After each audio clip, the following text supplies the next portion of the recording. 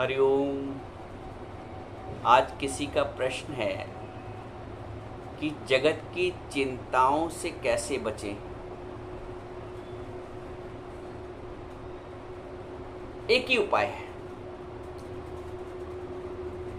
जगत की चिंताओं से बचने के लिए जगदीश का चिंतन आरंभ हो जाए। जगत की चिंताओं को समाप्त करने के लिए जगदीश का चिंतन आरंभ हो जाए। जब व्यक्ति अज्ञान में रहता है तो ये जो चिंतन वाला शब्द है ना, जगदीश का चिंतन, ये उसके दिमाग में, मस्तिष्क में आता ही नहीं। वो चिंता कर करके अपना जीवन स्वाहा कर देता है। चिंता चिता समान है, चिंता से चेहरा घटे, घटे बुद्धि और ज्ञान। नानक चिंता ना करो, चिंता चिखा समान। तो इस बात का भी ज्ञान नहीं होता है कि मेरी चिंता कैसे हटे, और सारा जीवन बचपन से लेके अंतिम क्षणों तक जीवन के वो चिंताग्रस्त रहता है। चिंता दूर करने का एक ही उपाय है, बोलता है मेरी चिंता तभी मिटेगी जब चिंतन में ले लो राम। हे राम, जब मुझको तुम अपनी चिंतन में ले लोगे तो मेरी चिंताएं सहज ही समाप्त हो जाएंगी। अब जो दूसरी बात है कि हम राम के चिंतन में ऐसा व्यस्त हो जाएं कि जगत की चिंताएं हमको पस्त न कर पाएं। हम राम के चिंतन में ऐसा व्यस्त हो जाएं कि जगत की चिंताएं हमें पस्त न कर पाएं। अब आप देखिए, क्या मीरा के लिए चिंता नहीं थी जगत की? क्या उनकी परिस्थितियां बहुत सामान्य थी? क्या बहुत उनको खुशहाल वातावरण मिला था? नहीं। लेकिन क्योंकि वो गिरधर के चिंतन में थी, इसलिए जगत की परिस्थितियां उनको छू नहीं पाई। क्योंकि वो जगदीश के चिंतन में थी, इसलिए जगत की परिस्थितियां उनको छू नहीं पाई। और आज हम उनको स्मरण कर रहे हैं भक्ति भाव से। तो कैसे छूटे? ये हमारे सामने प्रत्यक्ष उदाहरण है कि जैसे जैसे जगदीश का चिंतन बढ़ता जाएगा, जैसे जैसे जगत की चिंताओं का अभाव होता जाएगा, जैसे जैसे परमात्मा का भाव बढ़ता जाएगा, वैसे वैसे चिंताओं का अभाव होता जाएगा। जैसे जैसे जगदीश के चिंतन का अनुपात बढ़ेगा, वैसे वैसे जगत की चिंताओं का अनुपात घटेगा। ये देख लो आप करके। आप अगर यदि किसी भी चिंता से ग्रस्त हैं, तुरंत आप परमात्मा की शरण में चले आइए। जब तक परमात्मा की शरण में नहीं जाओगे, जब तक परमात्मा का चिंतन नहीं करोगे, असंभव है कि जगत की चिंताएं समाप्त हो जाएं। ये जो सूत्र है, ये हमें गुरु पकड़ाता है। ये सूत्र हमें गुरु पढ़ाता है कि परमात्मा की शरण, परमात्मा का चिंतन ही जगत की चिंताओं से मुक्त करेगा, और कोई चारा ही नहीं है। इसलिए जब हृदय से बहुत भारी हो, मन से बहुत भारी हो, कोई रास्ता ना सूझ रहा हो, सीधे सीधे परमात्मा की शरण में चले जाओ। अर्जुन को जब कुछ नहीं समझा, कुछ नहीं सूझा, तो वो प्रभु की शरण में चला गया। भगवान से बोलते हैं अर्जुन, शिष्यस्ते हम शाधि माम त्वाम प्रपन्नम, मैं आपका शिष्य हूं और आपकी शरण में हूं। एक बात और भी है, जो शरणागत है, भगवान का भगत शरणागत होता है। यहां पे एक बात और समझने वाली है कि भगवान कभी नौकर या दास नहीं बनाता। आपने कभी सुना है कि भगवान ने फलाने को अपना नौकर बना लिया, भगवान ने फलाने को अपना दास बना लिया? भगवान सदैव सखा बनाता है, भगवान सदैव मित्र बनाता है। भगवान अर्जुन से कहते हैं, जब ज्ञान देना आरंभ करते हैं तो चौथे अध्याय में भगवान अर्जुन से कहते हैं, सा एवायम मया तेद्य योगः प्रोक्ता पुरातना भक्तो असि सा सखा चेति रहस्यम ही एतत् उत्तमम। क्योंकि अर्जुन तू मेरा भक्त है और मेरा सखा भी है। भक्तो असि सा सखा चेति, और साथ में तू मेरा सखा भी है। तो मैं तुमको इस उत्तम से उत्तम रहस्य को बताता हूं। भक्तो असि सा सखा चेति, अर्जुन भगवान के भक्त भी है और सखा भी है। सुग्रीव को भगवान ने सखा बनाया, निषाद राज को भगवान ने सखा बनाया, विभीषण को भगवान ने मित्र बनाया है, सखा बनाया है। सुदामा को भगवान ने उनका उद्धार करने के लिए सखा बनाया है। भगवान कभी नौकर दास नहीं बनाता है, आपने कभी नहीं सुना होगा। तो ईश्वर के इतने समीप जाओ, उनको मित्र रूप से स्नेह करो, उनको सखा रूप से स्नेह करो, उनको भक्त के भाव से याद करो। बिना भक्त के भाव के, बिना भक्ति के भाव की वृद्धि के संसार की चिंताओं का ह्रास नहीं हो सकता है। जितनी जितनी भक्ति में वृद्धि होती आएगी, वैसे वैसे चिंताओं का ह्रास होता जाएगा। मैंने अपने बारे में एक बार आपको बताया था, 16-17 साल की आयु, कोई ऐसा कारण भी नहीं, लेकिन मन बहुत व्यथित, बहुत परेशान, क्या करूं। तब तो ज्ञान भी नहीं मिला था उस समय। जाके घर के पास एक मंदिर था, पीछे बैठ जाता था शिवालय के पीछे, जहां शंकर जी के पीछे परिक्रमा पूर्ण करते हैं, और बहुत देरों बैठे रहता था वहां पे, और ईश्वर से अंदर अंदर प्रार्थना। ईश्वर ने मेरी प्रार्थना सुनी और मुझे गुरु से भेंट कराई, मुझे आत्मज्ञानी गुरु ब्रह्म ज्ञानी गुरु से भेंट कराई।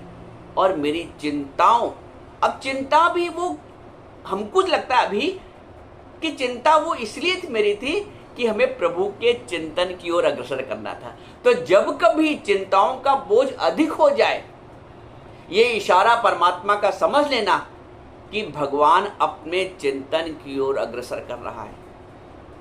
जब कभी चिंताओं का बोझ बहुत बढ़ जाए, इसकी भी चिंता, उसकी भी चिंता। अच्छा, एक बात और भी है, चिंता ताकि कीजिए जो अनहोनी होए, और होनी तो होके रहे, अनहोनी ना हो। अब भगवान के भक्त को ये पक्का विश्वास है।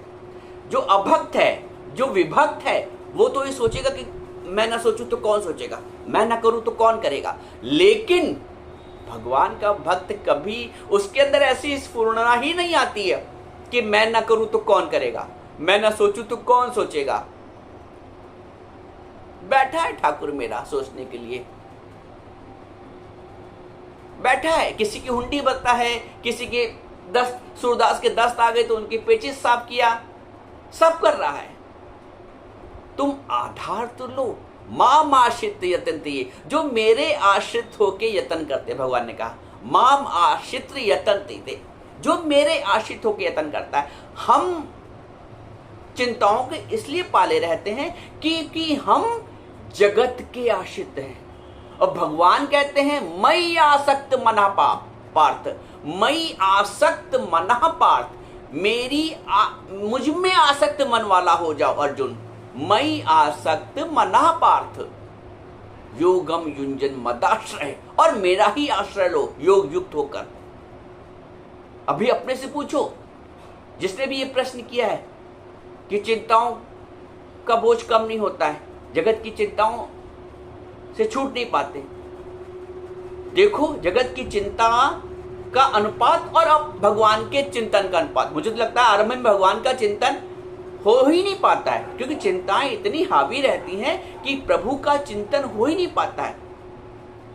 और भक्त कहता है मेरी चिंता तभी मिटेगी जब चिंतन में ले लो राम, ले लो राम, ले लो राम, मुझे अपनी शरण में ले लो राम। राम की शरण में जाने के लिए परेशान हो। जगत के धंधे कभी कम नहीं होंगे। एक को बनाओगे दूसरा अपने आप आ जाएगा, एक परिस्थिति बनी दूसरी खड़ी हुई है।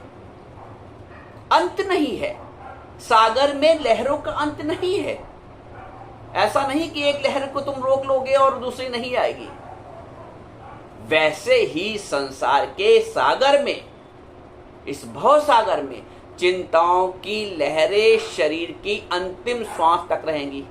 ये भी सुन लो, चिंताएं रूपी लहरें शरीर के अंतिम श्वास तक रहेंगी, लेकिन जो उनके सहारे हैं वो आके बचाते हैं।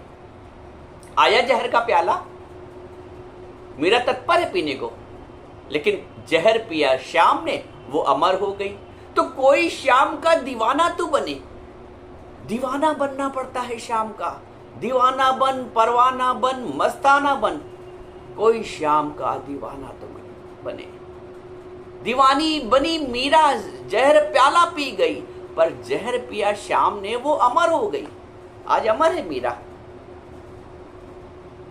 तो वो दर्द है प्रेम की, जो कशक है वो प्रभु के लिए होनी चाहिए। नहीं है तो उपजे, उसको उत्पन्न करो। नानक जी बोलते हैं उपजे चाह भी साधु के संग, और प्रभु का सिमरन साधु के संग। जो प्रभु का सिमरन है वो साधु के संग, वो संतों के संग, वो गुरु के संग। ऐसे प्रभु के सिमरन की जो चाह है वो चाह भी नहीं उपजती है।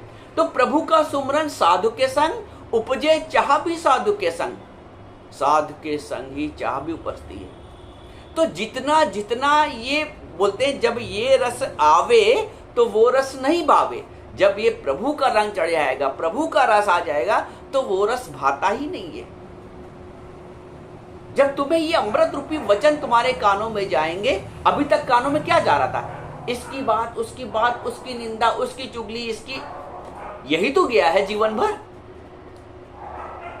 कितने अनुपात में ये अमृत रूपी वचन गए हैं, गुरु के वचन गए। अभी सोचो, मान लो आज आपके 45 साल की उम्र है, 60 साल की उम्र है, तो कितने अनुपात में हरि के वचन, प्रभु के प्रेम के वचन, सतगुरु की वाणी, सदगुरु के वचन कितने अनुपात में गए होंगे, और सांसारिक वाणी, सांसारिक वचन कितने अनुपात में गए होंगे? मुझे लगता है कि इतना सा बिल्कुल यथार्थ वचन गए होंगे, और इतना सा, और संसार के वचन इतने। तो जगत इतना भरा है, तो जगत को भरने से बचने के लिए, अंदर जगत ना भरे, या जो भरा है वो बाहर है, तो उसके लिए आप, गिलास में पानी है, अब आप उसमें कुछ डालना चाहते हैं, चीनी, तो आपने चीनी ऊपर डाल दी, पानी अपने आप बाहर ओवरफ्लो हो गया। तो मिश्री डाल दी आपने, पानी अपने आप ओवरफ्लो हो गया। तो ये जो मिश्री है प्रभु के वचनों की, जितना जैसे जैसे ये अपना आयतन लेगी, वैसे वैसे जगत बाहर हो जाएगा। यही एक तरीका है जगत की चिंताओं से बचने के लिए। हरि के गुण गाओ, प्रभु के गुण गाओ, वृत्ति को परमात्मा में लगाओ। जो वृत्ति बहिर्मुखी है, जो वृत्ति, जो जिह्वा, जो दृश्य आंख ये देख रहे हैं, जो कान बाहर के शब्द सुन रहे हैं, ये जो आंख है बाहर के दृश्य देख रही है, ये जिह्वा बाहर के संसार की बातें कर रही है, इसको, इस वृत्ति को वहां से रोको। है इंद्रियों की शक्तियां बाहर की ओर, जो बाहर से तोड़ करके अंदर से जोड़ दो। अंदर से वृत्तियों को जोड़ना पड़ेगा। और अंदर से वृत्ति कब जुड़ती है? अंदर मीन्स परमात्मा। परमात्मा से प्रेम कब उपजता है, कब लगन बढ़ती है? आपको जैसे किसी का किसी से प्यार हो गया, तो आप उसका ही चिंतन करते हैं ना। संसार में देख लिया, किसी का किसी से प्यार हो गया तो उसका ही चिंतन सोते बैठे। माँ कुछ कह रही है, ध्यान ही नहीं बिटिया को, पिताजी कुछ कह रहे हैं, ध्यान ही नहीं लड़के को। एक चिंतन चलता रहता है। तो एक सांसारिक चिंतन जो वासना वाला है, जो क्षय हो जाएगा, आज है तो कल नहीं रहेगा, 100% नहीं रहेगा, वहां बस एक अट्रैक्शन है, क्षणिक आकर्षण। लेकिन जो कृष्ण है वो परमानेंट आकर्षण, शाश्वत आकर्षण है। तो जिसने कृष्ण से प्रीत कर ली, जिसने स्वयं आकर्षण से प्रीत कर ली, उसको कौन छेड़ पाएगा? उसको कौन पस्त कर पाएगा, उसको चिंताएं कहाँ पस्त कर पाएंगी। तो जो परमात्मा की मस्ती में मस्त है वो चिंताओं से पस्त होने से बच जाता है। इसलिए जितना जितना परमात्मा का चिंतन करो, चिंता मेरी तभी मिटेगी जब चिंतन में ले लो राम। ले लो राम, ले लो राम, मुझे अपनी शरण में ले लो राम। इतना दास भाव, इतना प्रेम भाव प्रभु के लिए, जितना आसक्त भाव जगत के लिए, उतना ही प्रेम भाव परमात्मा के लिए।